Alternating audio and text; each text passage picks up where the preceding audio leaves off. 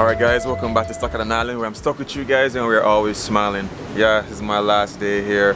You guys could have seen that the last day is the sunniest day, the day that I leave. Bummer. Yeah, we just had some breakfast. Never wanted to film that because you guys seen that experience already. And as always, the breakfast was good. Yeah. Last night I was trying to get this nice little shot for you guys. Might have seen when I was laying on the bed and my camera fell off and broke.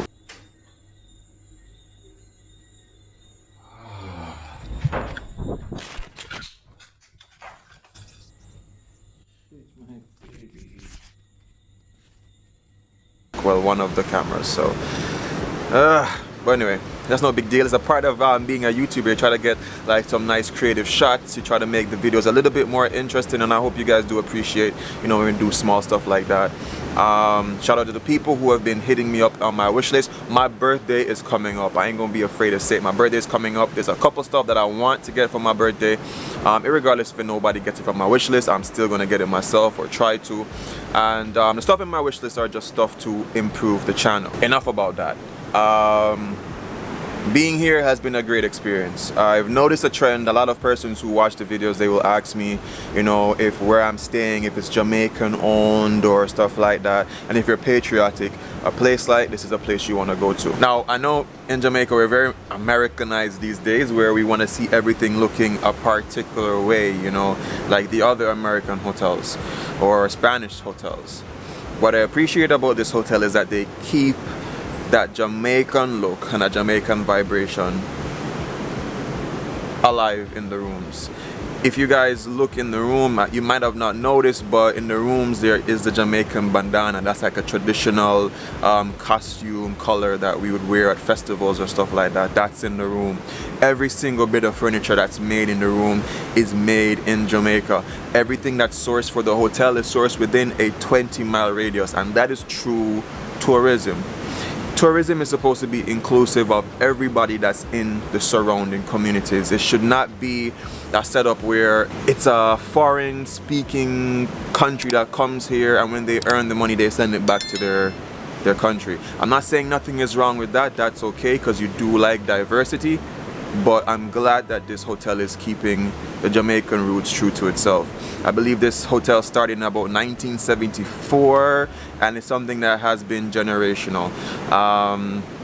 Just to give you a short story on it, it really was a Jamaican guy and a French woman coming together, and what they wanted is to keep both their traditions alive. So he kept his Jamaican side alive, and she kept her French side alive, and that's how you see a fusion of Jamaican and French. The food here has been exceptional. I know some of you might want to wait on the ratings.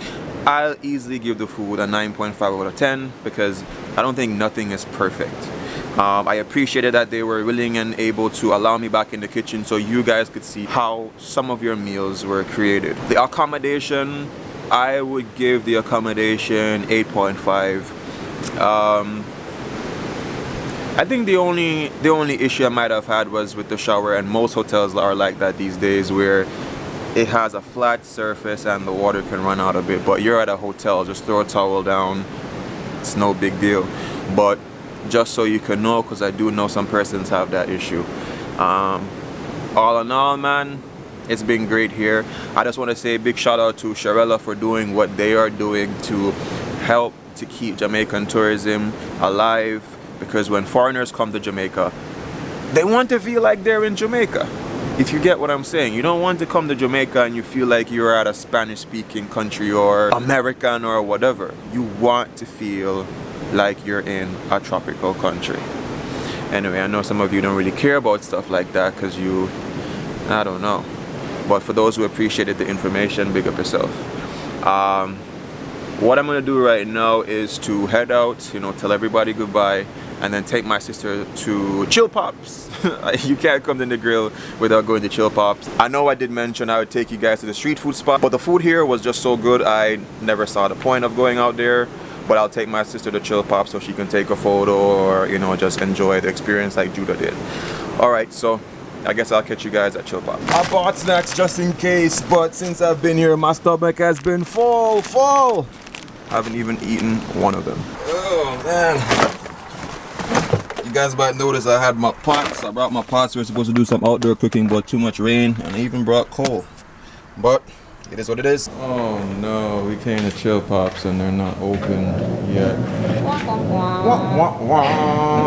Guys, I feel nervous as hell. I'm gonna drive to my old prep school. It's been years since I've been back there, but I was like, yo, I'm in Montego Bay. Even Judah and I was passing this road, I was like, yo, but I was like, nah, I'm not gonna do it, but I'm gonna do it right now. I hope it's still there. I can never forget this little walk. You walk, come down, or you drive, come down. The shortcuts. Come to school, prep school. I haven't been back here for over 20 years. No. Not so long, like 15 years or so. Wow. You go to the track and field when sports day come on, we just run barefoot and nobody couldn't tell us you're not fast enough because guess what, the ribbon in the back of your head just a float, and the more it float, you know, the faster you go. Football field, the right round there, so that's how we learn to play ball and thing. Grade 6. You used to do one of the class clown them, so don't just used to get my little bus ass and me get trouble. His heart and just roll through. Shano, this part build up because that wasn't there. That's in the platform, but you know, that lady a while ago is a teacher, you know what I knew. She's a teach kindergarten. She still is there. It's great, man. Over here, so used to be a pond. You used to tell yourself, say, yo, alligator around there. And man, to throw away the teacher. Oh, I'm thinking of them are dash away teacher belt. If you guys are Jamaicans, you'll know that there was a belt. Throw away teacher belt. Don't know if I have any old classmates that that might be watching, but remember up there, so Fletcher House. Fletcher at. Woo! Them song there. Ole, ole, ole. Yeah, if you know them song, they drop it in the comments, but yeah, man.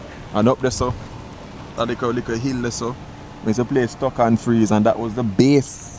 We used to have an almond tree somewhere there, so that's how we used to crack open almond and, you know. And then a shortcut, walk from there, so go up at the top anyway. Yeah, this is where I got the second place I got my education growing up. Anyway, let's bounce.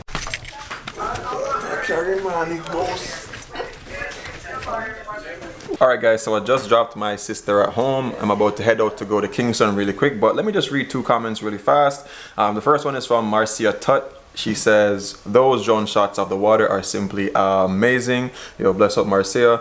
And let's just do a random scroll. And this is from Yvonne Stevenson. She says, Judah, food looked delicious, beautiful view. The place is nice. Blessing, Steven. Thanks for sharing.